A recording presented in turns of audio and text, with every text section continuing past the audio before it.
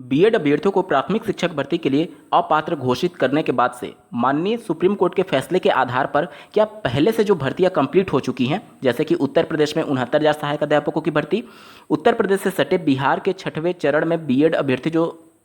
अपनी सेवाएं दे रहे हैं उन पर क्या खतरा मंडरा रहा है। इसके अलावा जो मध्य प्रदेश में भी हाल ही में वर्ग 3 की भर्ती कंप्लीट की गई है, जो नियुक्ति पत्र बांटे गए हैं बीएड अभ्यर्थियों को, क्या उन पर कोई आंच है, या फिर अन्य राज्यों में जो भर्तियां कंप्लीट हो चुकी हैं क्या उनके जॉब पर खतरा है अथवा नहीं, इसके बारे में डिटेल में बात करेंगे। नमस्कार दोस्तों, मेरा नाम है नीरज और आप देख रहे हैं कैरियर बिट यूट्यूब चैनल। अगर आप इस चैनल पर पहली बार विजिट कर रहे हैं तो इसको सब्सक्राइब करते हुए बेल आइकन को प्रेस करना ना भूलें। माननीय सुप्रीम कोर्ट के द्वारा जो जजमेंट दिया गया है उसमें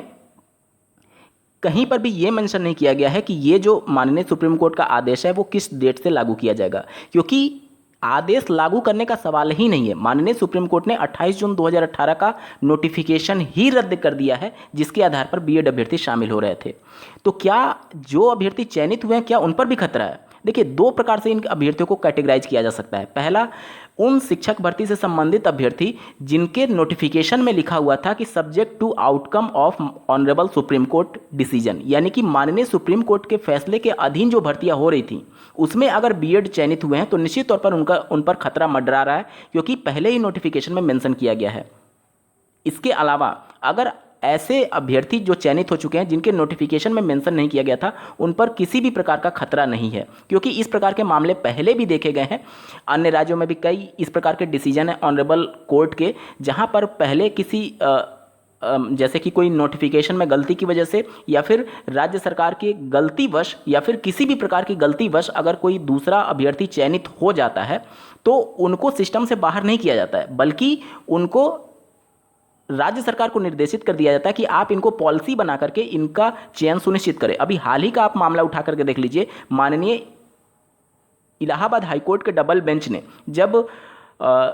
69,000 सहायक अध्यापकों की भर्ती में रिविजिट करने का आदेश दिया था तो उन्होंने पूरा लिस्ट को रिविजिट करते हुए पुनः लिस्ट बनाने के आदेश दिए थे, लेकिन साथ ही साथ ये भी कहा था कि जो पहले से चयनित अभ्यर्थी हैं जो कि सिस्टम से बाहर होंगे उनको बाहर मत करिए, पॉलिसी बना करके उनको एडजस्ट करिए। यानी कि जो चयनित हो चुके हैं उन पर खतरा नहीं है, लेकिन जो चयनित हो चुके हैं और जिनके नोटिफिकेशन में मेंशन किया गया था कि ये subject to outcome of honourable Supreme Court के डिसीजन के अंतर्गत रखा गया था, उन पर 100% खतरा है, उनकी जॉब पर खतरा है। और ऐसे नहीं कि उसको राज्य सरकार बाहर कर देगी, अगर कोई अभ्यर्थी उसको चैलेंज करता है तब ये सभी चीज़ें जाकर के होंगी, लेकिन खतरा जरूर मंडराएगा अगर उनका सब्जेक्ट टू आउटकम है नोटिफिकेशन में। तो जैसे केबीएस पीआरटी ले लीजिए, केबीएस पीआरटी का रिजल्ट अभी जारी नहीं किया गया, लेकिन उसके नोटिफिकेशन में मेंशन किया गया था, तो निश्चित तौर पर अब केबीएस पीआरटी से बीएड अभ्यर्थी बाहर हैं। इसके अलावा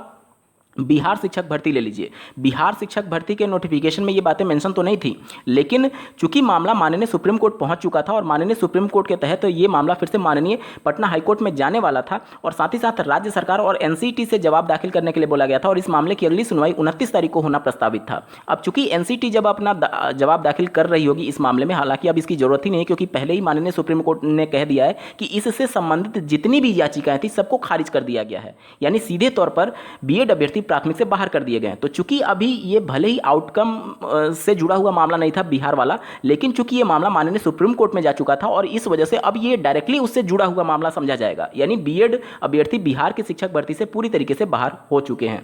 साथ ही साथ 69,000 सहायक अध्यापकों की भर्ती की बात करें तो यहां पर चूंकि ये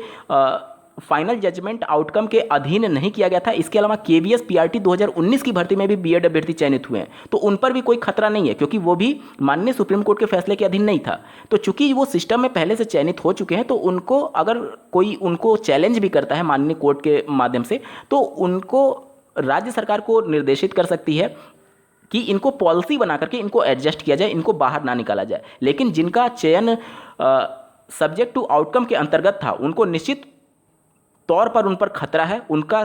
चयन निरस्त किया जा सकता है। साथ ही साथ जिनका अभी प्रक्रिया रनिंग में है उन पर तो बिल्कुल ही खतरा है, उनको नियुक्ति पत्र से सीधे तौर पर वंचित कर दिया जाएगा। बिहार से देख लीजिए और अन्य राज्यों में जो भर्तियां चल रही हैं उनसे बहुत एक तरीके से खतरा ही समझिए कि आप इस पूरी प्रक्रिया से बाहर हो सकते हैं।